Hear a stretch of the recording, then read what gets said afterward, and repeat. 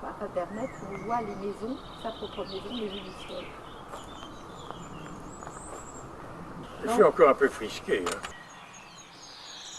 Il faut d'abord rappeler que les miroirs sont venus très tard dans nos vies, au début du XVe siècle. Les premiers miroirs de verre de Venise étaient des objets de luxe, réservés aux classes privilégiées. On a du mal à concevoir que pendant des siècles, le commun des mortels mourait sans avoir découvert son propre visage. Extraordinaire. La plupart des gens n'avaient jamais vu de miroir. La galerie des glaces à Versailles, c'était la fierté de Louis XIV. C'était la preuve qu'il était richissime. On s'en fout maintenant. Vous comprenez? Mettre des miroirs sur les portes, c'est zéro. Mais à l'époque de Louis XIV, c'était fabuleux.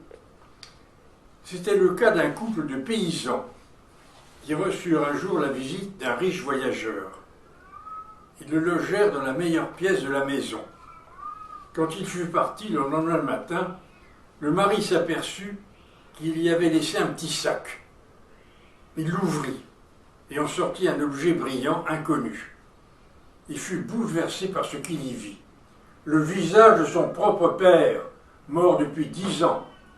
Ce visage le fixait et on voyait nettement des larmes s'accumuler au bord de ses paupières. C'est qu'il était mort de chagrin, méchamment brouillé avec son fils. Un drame familial douloureux. Notre homme remit l'objet dans le sac et se hâta de sortir. Sa femme vit bien qu'il était bouleversé.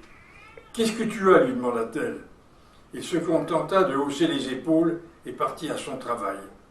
La femme demeura soucieuse et finalement entra dans la chambre à son tour. Elle trouva le sac, l'ouvrit et en tira le miroir. Elle le regarda. Un froid désespoir l'envahit.